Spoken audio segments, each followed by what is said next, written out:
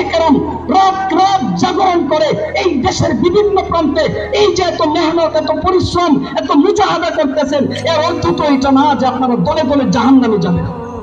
এর উদ্দেশ্য এটা না যে আপনারা জান্নাত থেকে বঞ্চিত হবেন। আপনারা কি মনে করেন এই ওয়াজ মাহফিল কি পেশা খুব ভালো লাগে? একদিন একটু জানি করে দেখেন কেমন লাগে। এই যে হযরত বসা আছেন নেত্রকোনা 100 মাইলের উপরে, উনি জানি করতে হয়। ওনারও তো একটা দেহ, ওনারও তো একটা শরীর, এটার ভিতরেও তো একটু রেস্টের প্রয়োজন আছে।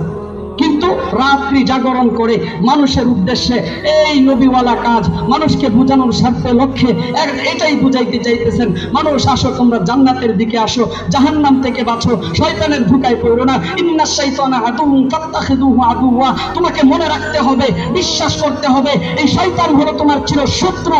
এই শয়তানের ধোঁকায় পড়ে তুমি তোমার আখিরাত বরবাদ করে দিও না। তুমি তোমার